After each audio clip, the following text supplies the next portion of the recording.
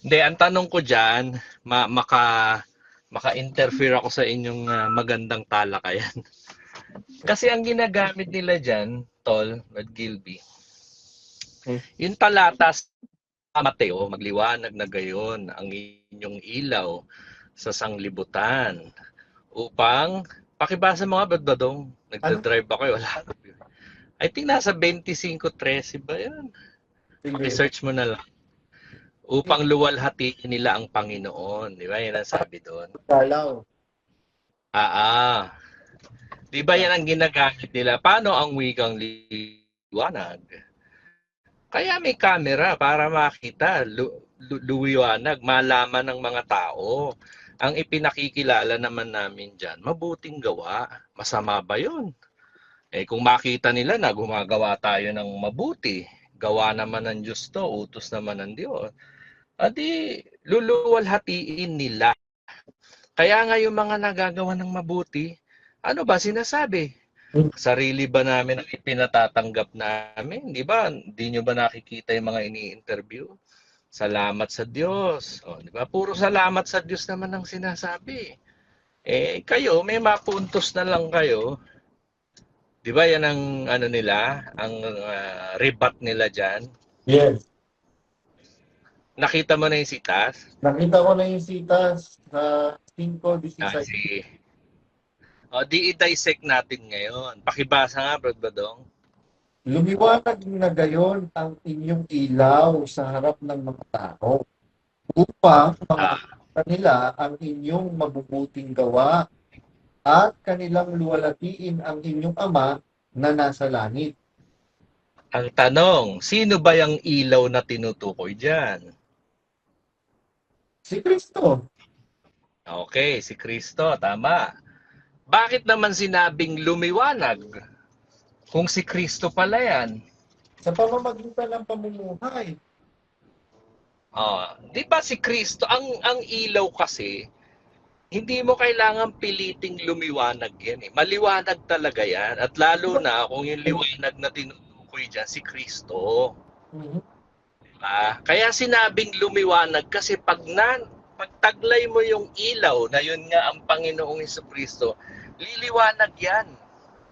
Tama? Tama. Oh. Bakit sinabing lumiwanag na gayon ang inyong ilaw? Kasi tama rin naman yun, mabubuting gawa, di ba? Mhm. Pero ito ang dapat pag-isipan ng mga tao. Yung mga paksa, paaralin, yung mga prayer meeting, worship service, pagsamba, ano ang napupuna mo, tol, sa bandang baba, sa may kanan? Ano ang nakalagay doon? Not intended for broadcast. Bakit? Kasi, takot sila, hindi pala yun. Kasi, hindi daw binibigay yung perlas. Ang tanong, yung bang pangangaral na ginagawa nila, kung pangangaral nga yun, hindi ba dapat yun magliwanag? Kasi ang ilaw si Kristo, siya yung aral eh. Di ba dapat lumiwanag yun? At saka si Kristo, Di ba dapat i-broadcast yun? yes, exactly. Si Kristo, nung nangaral siya, hindi siya nangangaral in private. Eto ang tanong ko uli. Bakit yung aral ni Kristo, yung mabuting salita, yung ebanghelyo, not intended for broadcast, pero yung gawang mabuti, ibino-broadcast. Diyan pa lang bagsak na yung lohika na magliwanag na gayon ang inyong ilaw. Kasi, Bakit yung gawang mabuti, ibino-broadcast? Bakit yung aral ni Kristo, not intended for broadcast? Doon lang muna tayo. Hindi ba mali ang pakahulugan nila dyan sa talatang yan? Ano yung talatang yan, tol? Mateo? sa 5:16. Oh. Di ba mali ang pakahulugan nila dyan? Mm-hmm. Kasi ito yan, punta naman tayo sa talata. Sabi dyan, magliwanag na gayon ang inyong ilaw. Di naman tayo tutol, mabuting gawa yun. Isa yun sa mga kahulugan nun. Pag nagawan mo ng mabuti, yung mga recipient ng charity o ng mga mabuting gawa, ang sasabihin talaga nila, salamat sa Diyos. Mhm. Magliwanag na gayon ang inyong ilaw sa mga tao. Sinong tao? Yung nagawan mo ng mabuti. Brother, Pero labas, brother, labas dyan yung mga wala dyan. brother. Ah, Ano lang kita, i-correct lang kita kasi alam mo naman maraming metikuloso pagdating sa iyo. Alam mo oh, na ikaw ngayon ang sikat. Hindi magliwanag ang nakasulat, Lum- lumiwanag. lumiwanag na gayon. Kasi Oo. sa tinignan ko na yan sa Greek tol Yes. yun nga ang kahulugan yun, let it shine. Mhm. Oh, kung magliwanag o lumiwanag, pasensya na sa mga mitikuloso. O, di ba? Ang punto dito, lumiwanag dun sa nagawan mo ng mabuti.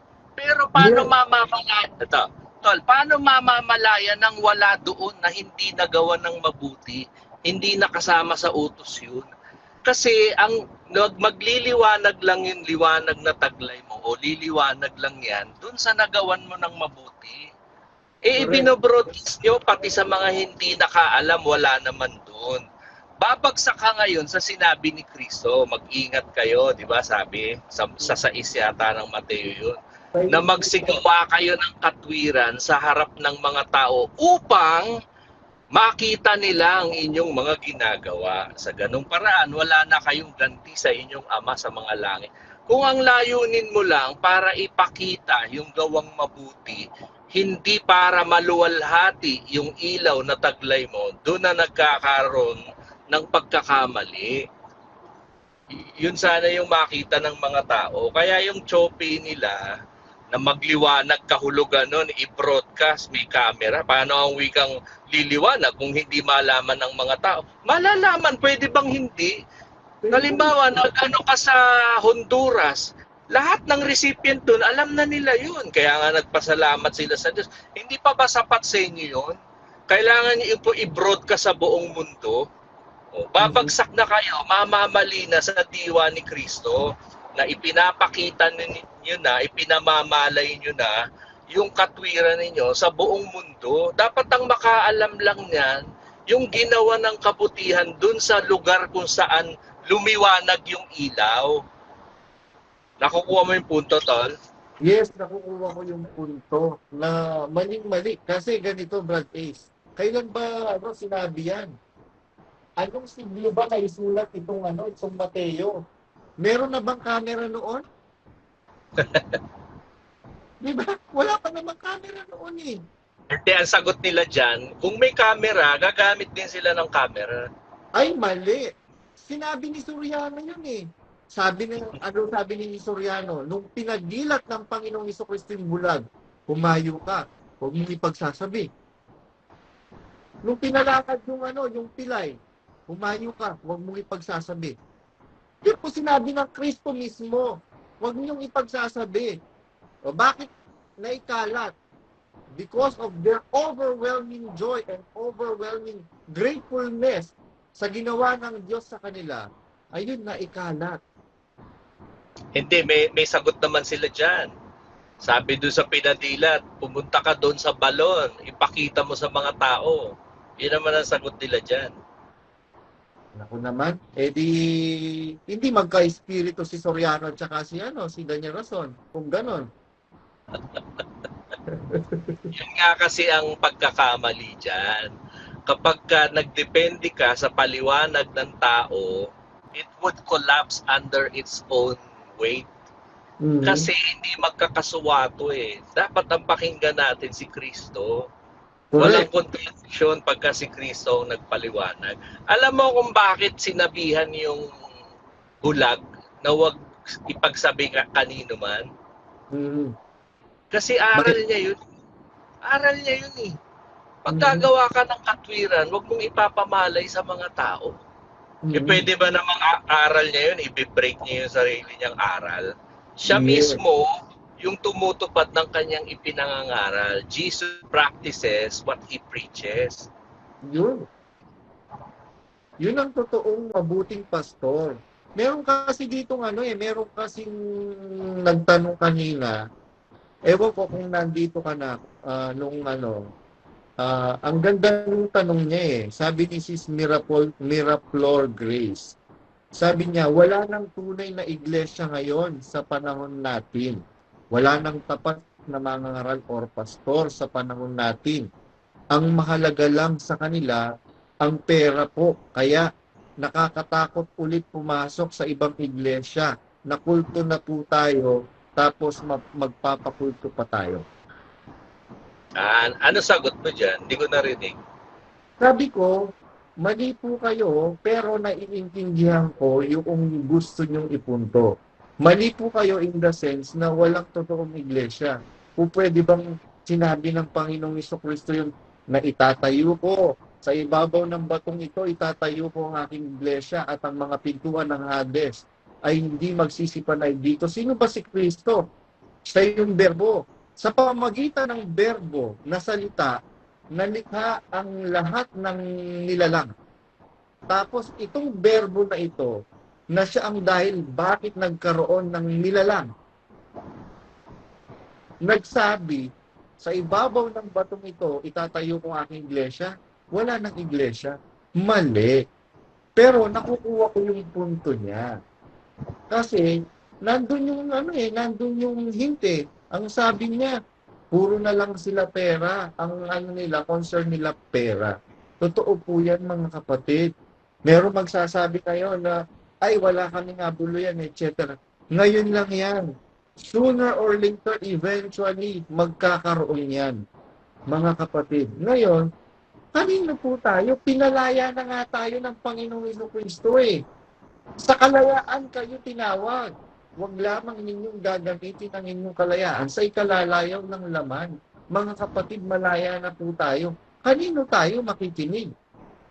Sabi ng Panginoong, nasabi ng Biblia, nung babautismuhan ng Panginoong Jesucristo sa ilog ng Jordan, bumukas yung langit, merong bumababang kalapati. Merong nagsabi sa langit, na tinig na narinig, ito ang sinisinta kong anak, siya ang inyong pakinggan. Nangyari uli yun, yung transfiguration. Noong nakita ng mga apostol, ilang mga apostol, na nag-uusap si Kristo, si Propeta Elias, tsaka si Propeta Moises,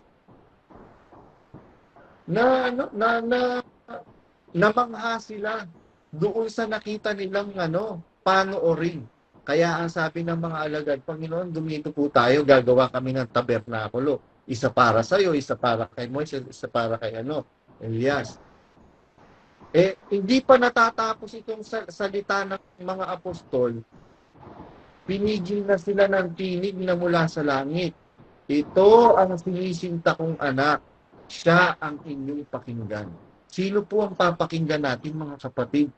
Si Kristo. Wala pong iba. Hindi si Brad Ace, hindi ako, hindi si Brad CJ, hindi si Brad DK, hindi si Brad Elios. Ang pakikinggan po natin si Kristo. Ayun, nawala si Ace. Alam mo, pwede naman silang, wala naman akong tutol doon sa pagpapakain nila ng lugaw o ano man. O, tanggalin nyo yung camera. Yes. Tanggalin nyo yung banner. Di ba? At least nakita talaga ng Diyos yung intention nyo magpakain. Yes. Hindi para ipagpitagan yung pangalan nyo dyan. Totoo ba na Diyos, niluluwalhati nila ang Diyos sa pag nagpapakain kayo? Ang credit nyo, baka MCGI. Actually, Brad Gilby, mga manggagawa nga, magkakaiba ng magkakaiba ng kaisipan. Biro mo, sa Pampanga lang sabi nung isang manggagawa, bakit lagi kayo dyan sa highway nagpapakain? Ang daming squatter area dito. Ba't hindi kayo pumunta sa mga squatter area at magpakain? Oo. Bakit highway kayo pirmis sa highway kayo nagbigay ng pagkain? Nagpapatraffic kayo dyan. Diba? Ayun. Brad Ace. Ayun. Pasensya na, naputol ako. Tol, pakibasa mo nga yung ikalawang Korinto 3:17. Bago babasahin, merong magandang sinabi si Brad Gilby. Ewan ko, ay, yung sa highway? Ay, wala namang problema kung magpakain kayo, hindi kami tutol doon. Ang tinututulan namin, bakit ang dami yung camera? Tapos mayroon pang mga signages. Yes. At saka ano yan, Tol, Brad Gilby, yung mga shots na yan, ewan ko kung alam mo to, meron silang mga guidelines. Ano ang dapat ang angulo, Tama. ano, Tama. rehearsed yan. Performative ang mga angulo, ang mga shot, may mga guidelines. Oo. Hindi organic ang layunin. Oo. Sana maintindihan niya ng mga hindi alam niya ng mga wala sa production eh. Totoo yan kasi pag ano tayo dito, Brad Ace, pag North America, 'di ba, SPBB, meron tayong greetings, etc. 'Di ba? Meron tayong angulo rin na dapat ng ngayon. Pag hindi ka pumasa doon sa angulo na 'yon, hindi ka ipapalabas sa apalit, 'di ba? Ipapaulit sa ito. Totoo, kaya maraming nabuwisit diyan na ang dami, nagpuyat sila para diyan sa greetings na 'yan, sa kung ano man yung pinapagawa sa atin. Then, hahanapin ngayon ng mga kapatid yung video footage nila doon sa during pasalamat, SPBB, wala. Tapos sasabihin, kasi po, mali yung framing nyo. Ako nga yung unang inano yung Tol, Brad Gilby, ako ang unang ginisa ni Ambassador diyan kasi isinumpong ako ng AdPro. Naalala mo, unang-una nung COVID, may production, di ba? Nagpa-video. Siyempre, buong pamilya kami. Yung nanay ko naman, matanda na hindi nakakasabay sa move. Pinaulit dahil daw hindi synchronized. Di inulit namin, ni-reshoot na naman namin. Matagal yan, may guideline yan eh. Press the start button na. Stop. Di, pagka ano ko nun, pinapaulit na naman, sabi ko, Tol. Sabi ko, nakadalawang shot na kami. Baka pwede mo na lang i-play. Ako, matanda na yung nanay ko, nagre-reklamo na ako. And besides ako, sa dami naman ng video, swerte na nga, baka maipakita kami. Totoo. Yung sinabi kong yun, isinumbong kay Ambassador. Kaya nung workers, trainees, and officers meeting, inatake ako sa meeting pero hindi ako pinangalanan. Sabi, meron diyang manggagawa eh. Bakit mo sinabing hindi naman maipapakita? Ano ba ang habol mo? Ipakita yung video mo? Hindi ba dapat pagpapasalamat sa Diyos ang habol mo? Nakikinig ako nun. Kung pwede lang akong sumagot, sasagot ako eh. Alam ko, bawal nang sumagot yan dahil nasampulan na nga ako dati. Gusto ko isagot sa kanya, Ambassador, yun naman pala eh. Ang layo naman pala natin sa Diyos na nakakakita eh. Bakit hindi mo na lang ipakita yung video namin nung ginawa naman namin yan, taos-puso? Bakit kailangan rehearsed, choreograph pa? O, di ba? Marami nagpupuyat dyan, ha? Sorry, marami nagpupuyat dyan. Yung sarili nilang logic, bagsak sila eh. Totoo, diba? Totoo. Maraming pagka SPBB yung mga na yan, start recording now. Tapos, 'di ba? Ilang 10 9 8 7 hanggang 0, 'di ba? Tsaka ka ngayon puputulin na naman. Tapos Tol. 'Di ba? Laging nire-remind diyan yung framing natin, yung etc. ganito ganyan. Tapos mag-end up din naman sa hindi na ipi-play kasi napakaraming buong mundo ipapakita. Swerte mo kung makilala mo yung sarili mo doon sa corner na napakaliit. Yeah. Yan ang patunay na hindi organic ang pagpapasalamat, gawang mabuti. May nakapaloob na guidelines dyan at saka mga strict rules. Hindi na, yan ba? Minamarapat pa ba ng Diyos? Masyado ng performative ang paglilingkod na ginagawa natin. Hindi naman ang Diyos nakatingin sa sa performance mo kundi sa layunin ng puso mo. Basahin mo nga Tol yung 2 Korinto 3:17. Ngayon nga ang Panginoon ay isang espiritu. At kung saan naroroon ang espiritu ng Panginoon, doon ay may kalayaan. Pinalaya na kasi tayo ni Kristo.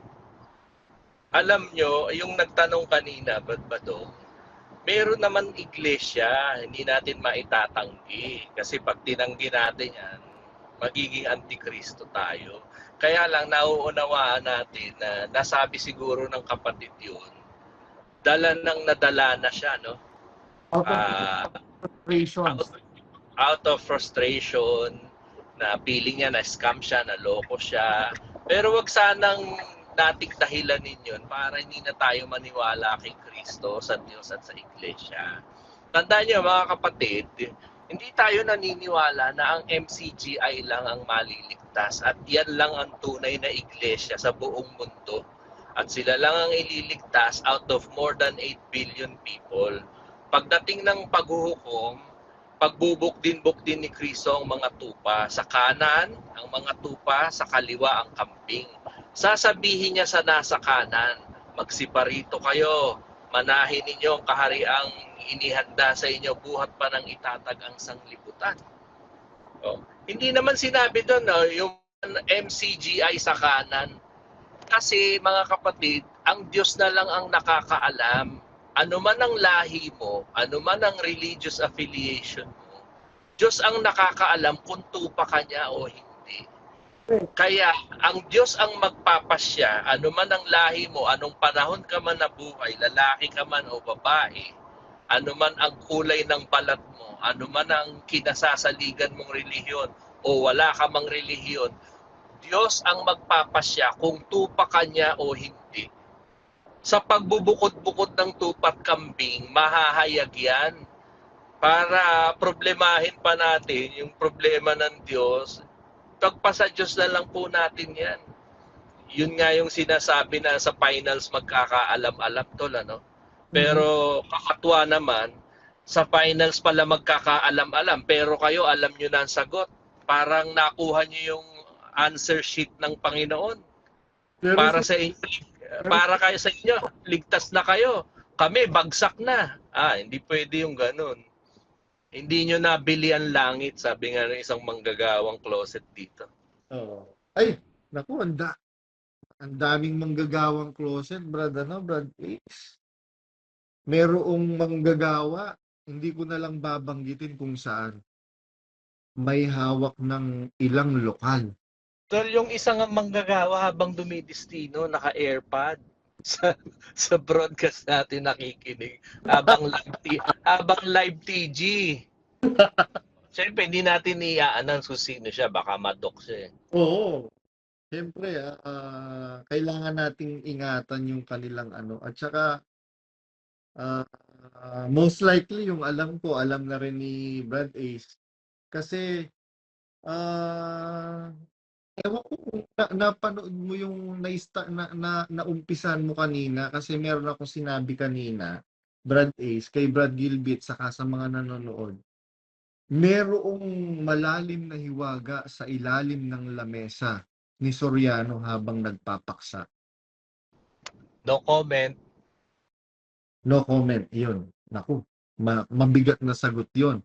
Kasi, sabi ko nga kanina, 3 na yung nakausap ko. And counting. Ngayon, kung meron nag-comment kanina, ano po yan? Timba na may dura, may dahak. Sabi ko, hindi. Naku. Sabi ko nga sa mga kapatid, enough na siguro yon yung nalaman natin na in-expose ni Uncle Philip Rason Jr. Mga kapatid, kasi devastating mga kapatid yung ibang information. Kaya Lang masasabi ko dyan, kung makikita mo yung talata, may sinabi si Pablo Paki-word search mo na lang. Sabi ni Pablo, ang kanilang ginagawa, sa lihim ba yun? Hindi ako sure. Ang kanilang ginagawa sa lihim, mahalay man lamang salitain. Makikita mo yung talata, tol. Kasi si Pablo, nung nalaman niya yung pagsalangsang na nakarating sa kanya, hindi malagyan ng letra ni Pablo, tol. At kung maabuhap niya man ang salita, sinabi niya, mahalay man lamang salitain. Ganyan kahalay yan, tol. Kaya ako, sige, pakibasa mo nga, nakita mo na. Hindi pa Kaya ako, papanig na lang ako kay Pablo. Magtitiwala ako na yung nangyayaring hindi natin alam ay napakahalay salitain man ni Pablo, hindi niya malagyan ng letra. Mahalay man lamang salitain. Kaya no comment ako dyan, tol. Nasa Efeso 5:12. Basa. Ayun. Sapagkat ang mga bagay na ginagawa nila sa lihim ay mahalay na salitain man lamang. I rest my case.